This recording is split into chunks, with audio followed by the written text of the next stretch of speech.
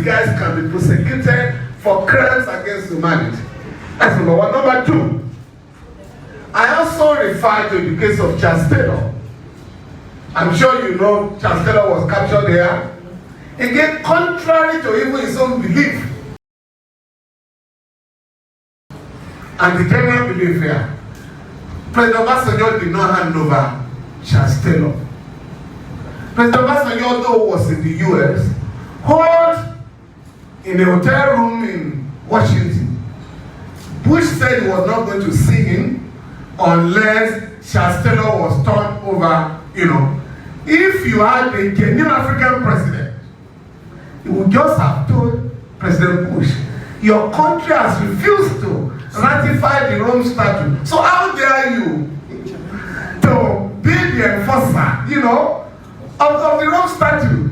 But Obasanjo was shivering. He wanted to see President Bush, and that was when he was campaigning for his third term thing. Forget what he's saying, that if he had wanted third term, God would have given him. If you read Condoleezza Rice's book, memoir, she put it there that President Obasanjo actually came to plead with President Bush to support third term. And Bush said, no, go back home and comply with the constitution of your country.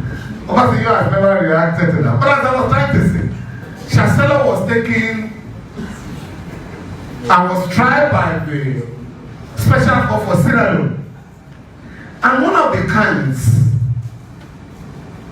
was that Charles Taylor was involved in receiving blood diamonds. Diamond for the blood of the people of Sierra Leone. He was supporting the war, fueling different rebel groups, and they are taking over the mining fields, mining diamonds to prosecute the war, and he was being given part of the diamonds and money.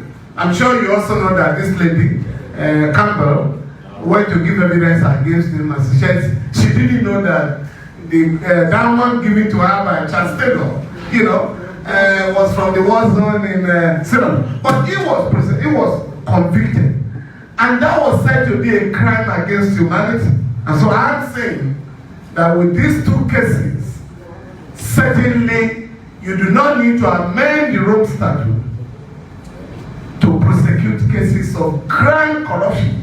And what we argue is that through the criminal diversion of the money meant to procure arms at the early stage of the Boko Haram challenge, because the funds were diverted and cornered by a few military officers, that war was allowed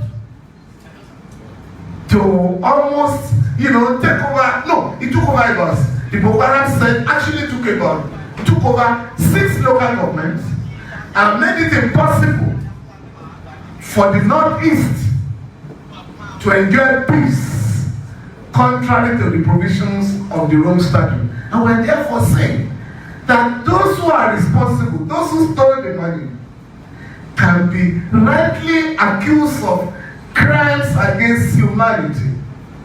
And I also saw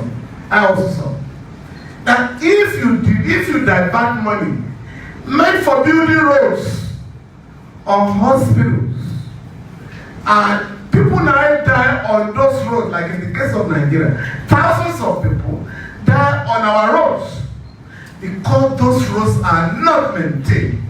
And when you take accident victims to the hospital, or those who are sick, they also die in our ill-equipped hospitals.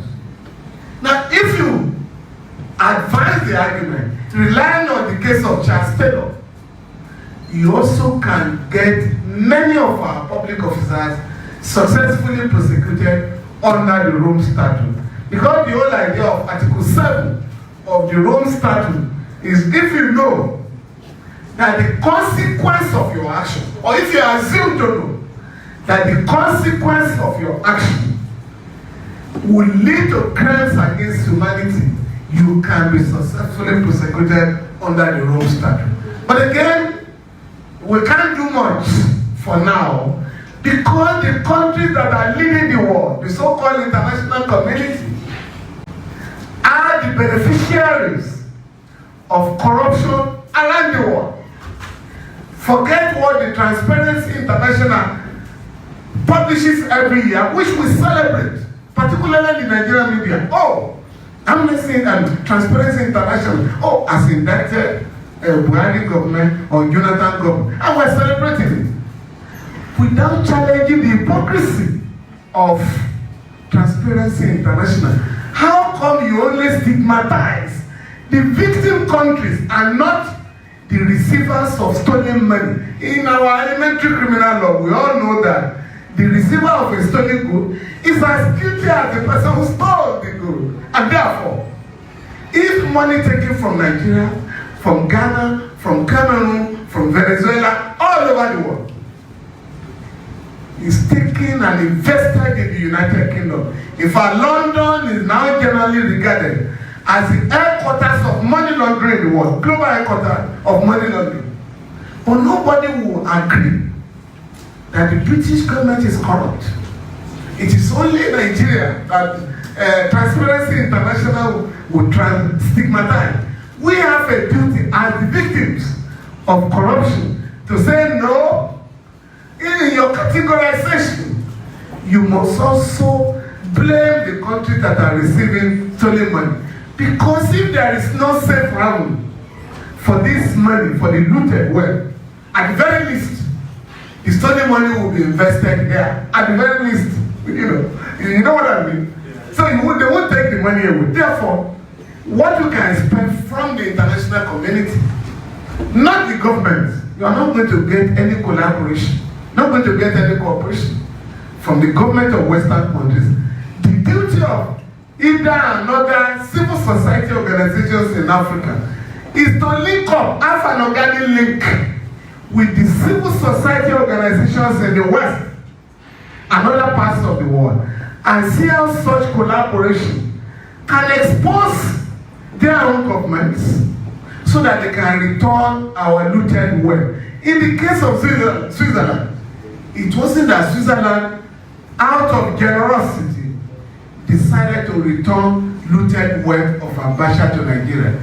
It was the alliance between civil society organizations here and the civil society organizations in Switzerland that has assisted to recover the money. And happily, IDA is working with Global Witness in the United Kingdom to also ensure that a lot of the money that has been traced to the United Kingdom and the United States is returned to Nigeria. Let me end by saying that for the ICC, they're not going to get involved in corruption, cases of corruption.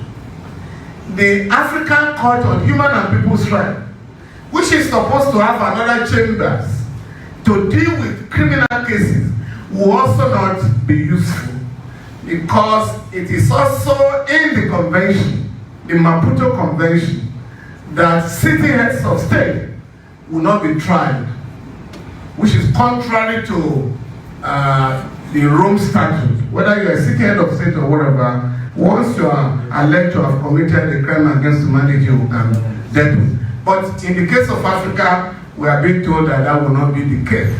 But even to let you know that the African Union will not go far. Right now, the African Court on Human Rights has been established since 2006. Up to today, only 9, and the 9th one, the Gambia, only made a declaration last month. Only 9 countries, excluding Nigeria, Nigeria is not involved, have made a declaration to allow NGOs and individual victims of human rights in Africa to access the African Court. So in the case of Femi Falana and the African Union, the court made it clear to me, I think it was 4 against 7, the majority decision.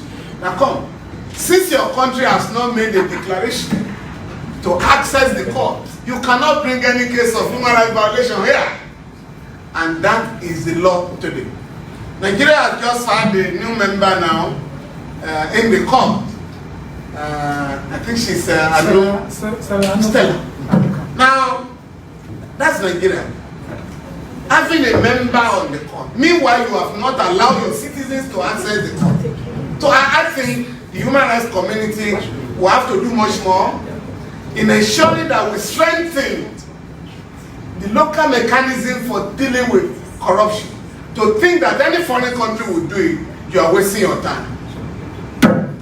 Therefore, our duty is not just to allow the EFCC and ICC, because as you have seen, a lot of these organizations will have to look at, or these anti-graft agencies, as they say in Nigeria, will have to look at the body language of the president or the government. Because our own rule of law, our own concept of the rule of law, is not really what we call rule of law. It's rule of man, whereby law is applied according to the wishes of the government. And the difference between us, between rule of law here and the West, was captured by the late Lord Denny, who said in the United Kingdom, no matter how high you are, the law is higher than you. But in a neo-colonial environment like your own, if you're a powerful woman or a powerful man, you are higher than the law. To make the law to be above man here, the NGOs, the civil society organizations, and other progressive forces will have to ensure, in line with the provisions of our Constitution, that there is equality before the law. In other words, regardless of your political affiliation, once you are caught, the law must deal with you. I'm sure you are following the case in Kano. The human rights community or the NGOs cannot be neutral. Lawyers cannot be neutral. We are courts, contrary to the decisions of the Supreme Court. In many cases, courts are saying, thou shalt not investigate cases of corruption. Such orders have to be challenged not just by the parties involved in the case, but by the civil society organizations led by the NBA. In the case of Fawene and the IGP, the Supreme Court made the point as far back as 2000 that while the president or governors, vice president and deputy governors cannot be arrested or prosecuted while in office, they can be investigated. And there have been other cases along that line. So, and I know, again, Ida wrote the petition. A judge was fired 2 years ago for giving 7 court orders that certain people should not be arrested or prosecuted. Ida collected the 7 cases and wrote a petition to the NJC. I represented Ida at the hearing, and the NJC came to the conclusion that the judge set out to deliberately frustrate the anti-corruption war being prosecuted in the country by conferring immunity, because that is the implication, on individuals. There is no immunity against investigation. And therefore, if we strengthen the capacity of our agencies to fight corruption, we do not need to rely on any external force. And for governors, let me also say this. By virtue of Section 52 of the ICC Act, Nigeria has the equivalent of the Independent Council in the United States. It was felt by the legislators that there may be a situation where the anti-graft agencies would not want to investigate a sitting president or a sitting governor.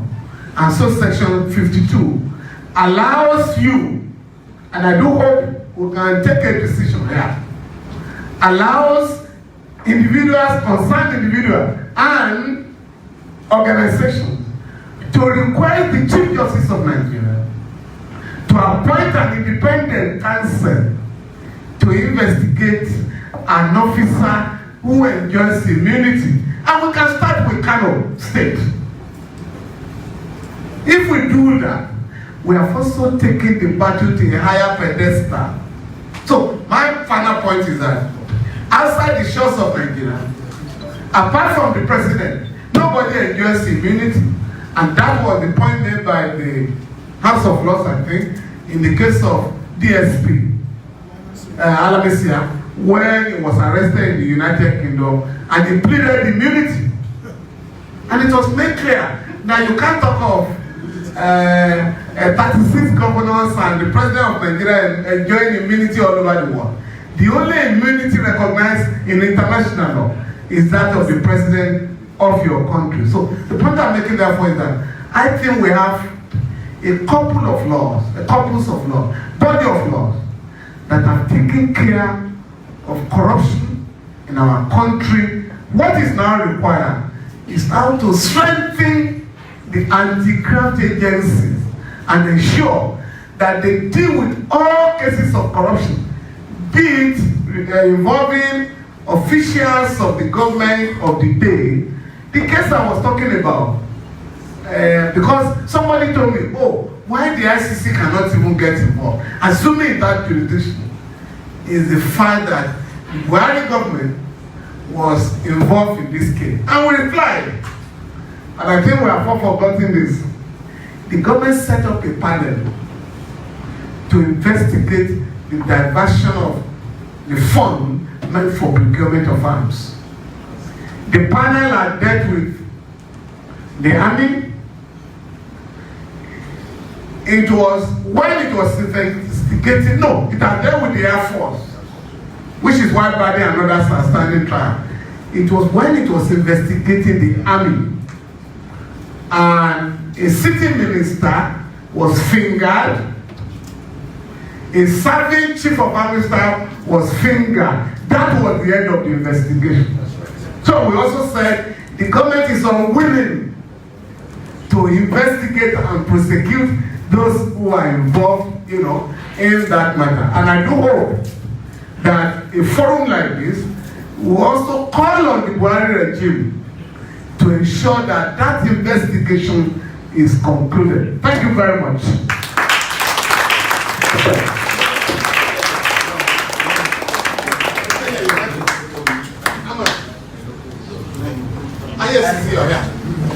This way.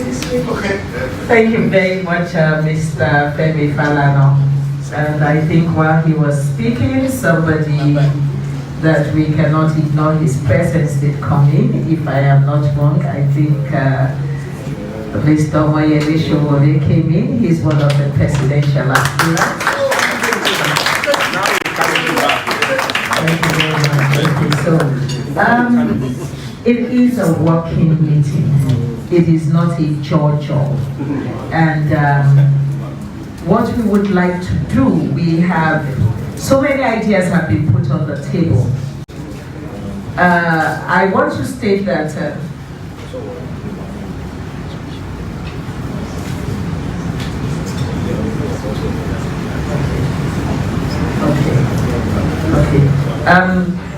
what is important, I think I must say that Mr. Femi Falana has not said that it is impossible to use the ICC mechanism.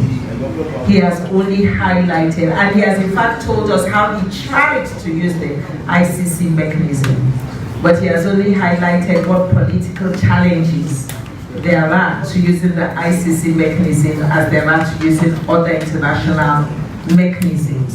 But he's not wholly saying that it is completely impossible. So we're not ruling it out in our engagement, because that was where we started from. And we did agree that the reason why he did what he did when he submitted a communication to the ICC then was because he wanted to put it forward that it is possible to think along that line.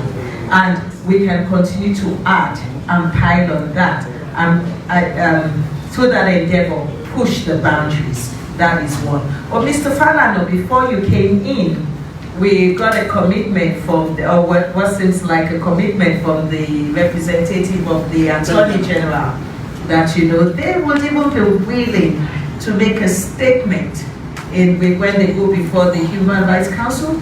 Before the 17th session of the Assembly of State Parties. Okay, to the ICC. To include, this year towards the, amendment of the treaty. So there are so many commitments that have been made here. Even the EFCC has said to us that we can count on their cooperation when it comes to the quality of evidence that we will need, especially when it comes to tracing. And to bring, to even, in criminology, we will say that it is, I think the last topic we will usually take in my criminology class is that when the state is criminal. Usually we spend the 15 weeks on when the individual is criminal and when small corporations are criminal. But when the state itself is the criminal, so we do the etiology of the criminal state and things like that. So I think it's important that we bring all of this together in our discussions. We raise questions, we push the frontiers, but this is work. And our goal, remember, starting point, ideas have consequences. And the ideas that we push forward today are the ideas that we will build strategy around and then see if we can force a change. But before I open the floor for discussions, I'm told that we have the representative of the Archbishop of Lagos with us, and she has been Catholic, JDPC. I think has been with us for some time. Today and has to go, and he has a goodwill message that he has been asked to. Thank you very much. All protocols duly observed. I'm Reverend Father Raymond Anole from the Director of Justice Development and Peace Center of the Archdiocese of Lagos, and I'm here to represent His Grace, the Most Reverend Alfred at the Wale Mountains. He got the letter for this program and he was delighted about it, and he equally sent a reply and equally asked that I'll be here in my office to give his goodwill message. And his goodwill message is very simple. We are all in this country together, and we're all bothered about the state of insecurity and of course corruption being a hotbed. But he has asked that I say this. In Latin we say, sanatio in radice, which means healing from the roots. That oftentimes we treat the symptoms and not the disease. So in going after illicit funds across borders and all of that, I like what Mr. Femi Falana said, and of course most of the other speakers. Thank God I was here from the beginning. So I have a lot of reports to give to His Grace when I see him later. The fact that sometimes we deal, the last speaker just said it, the moderator said it now, we deal with the individuals who are corrupt, and we bother less about the state that is corrupt. But then in healing from the roots, we want to go to the root cause of that corruption. We want to get to what are those factors that bring about these corrupt practices in us as individuals, and of course as a community or as a nation state. He did ask that I also let us know that going after those countries where these funds have been stashed is as fundamental as going after the petty ones we have here.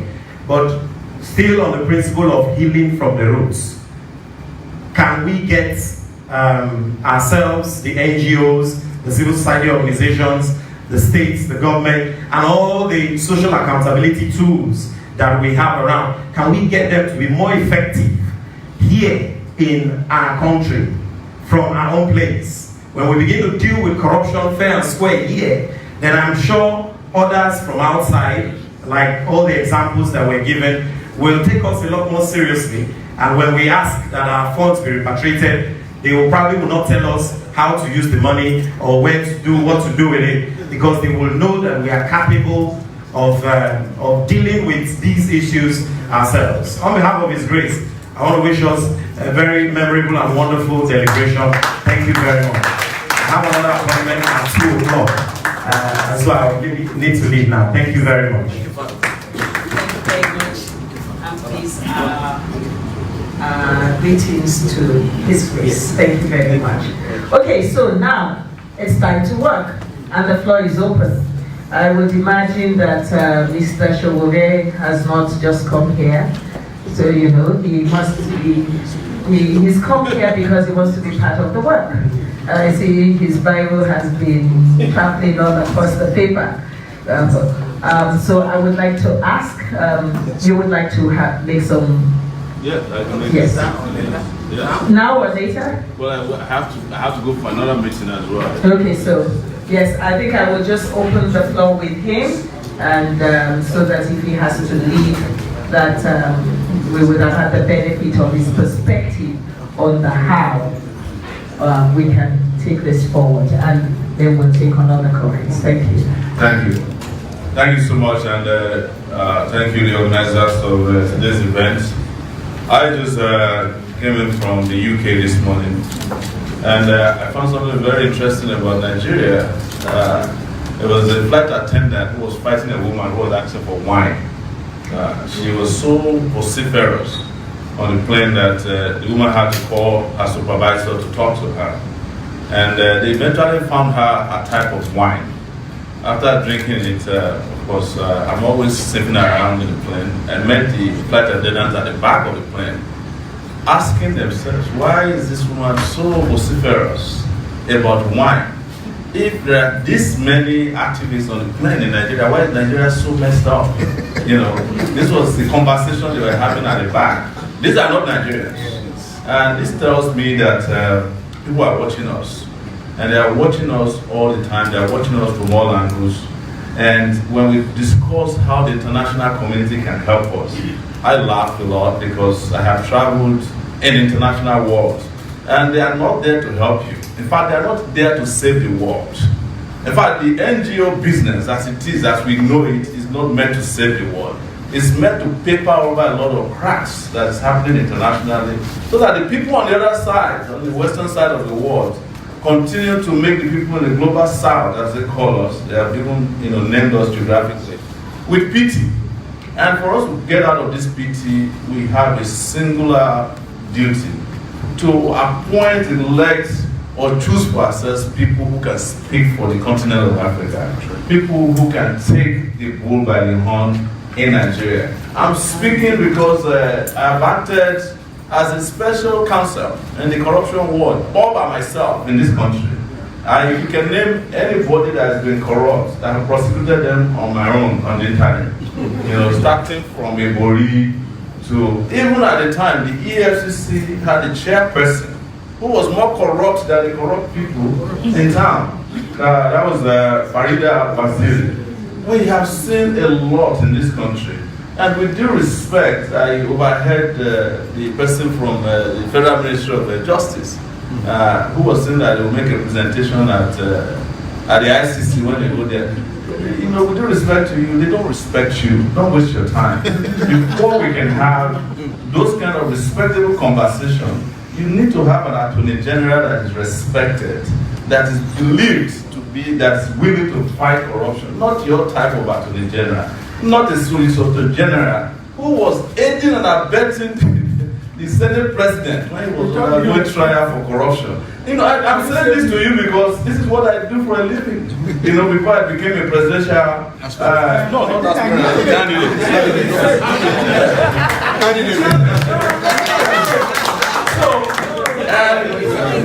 I'm just giving you so that you can get the nuggets. Yeah. That from the top to the bottom, from the presidency to the person who's carrying the files in your agencies, and there's nobody respect us. Nobody respect you enough. And until we change our players on the international scene, then it is then that we can even change the Rome Statute ourselves.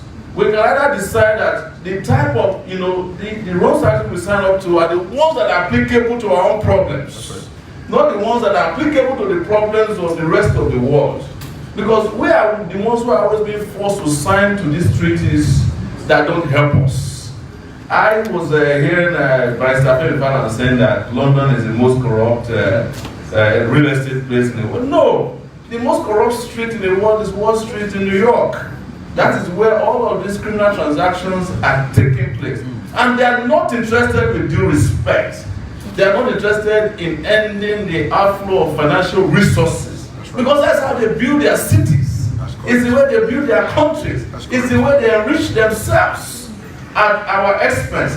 This part of the world is where they take the resources, raw materials from, and whenever they can find a thief bold enough to bring in more, they are happy to provide lawyers, the forensic accountants, the banking system that makes it possible. So what I'll say, without discountenancing what we are doing today, is that we need to change the players if we want to win the game. It's as simple as that. Thank you very much.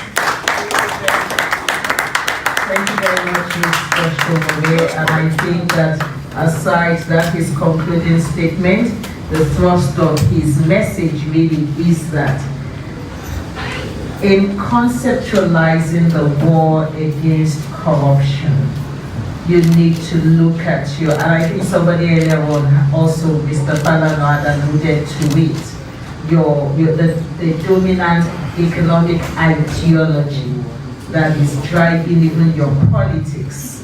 And the bottom line is that in a laissez-faire capitalist world, there are interests that are served even by some of these things that we say we are warring against, and it is just not to lose sight of it, to understand the intersections, so that in the strategy we will move ahead. And I think that the other point which he has made, and which has been underscored by the argument that we must strengthen the domestic first, is that it is when the domestic appears really committed that the international will get a sense that we truly are consistent, we're walking our talk. So thank you very much, and we continue with our work, and may I invite others who have contributions. And I want to plead that we do not make this just citing examples of let us get back. And that's why after each presentation, I did some highlight. How do we translate that into what is workable, so that we build consensus around that, and we identify who the actors in respect of each of those issues should be, and we enter into commitments as part of the way forward. So please, not an opportunity to give us illustrations and to demonstrate the size of the problem. The reason we all left home this morning is we knew the size of the problem is huge. So I have Mr. Obama, you will get all the chance. You have a whole session devoted to you. I will start with 1, 2, 3, and Mr. Obama, if there is room, I will come back to you. But because I know that you're on the agenda, I know you'll get an opportunity to make some interventions that will also add value. So let's start with those 3 comments first. Please, let's make it sharp and concise. Okay, I'll be very brief. I just want to say that I don't think we can successfully fight corruption unless we address a new form of corruption, which is a kind of crime being committed by the state.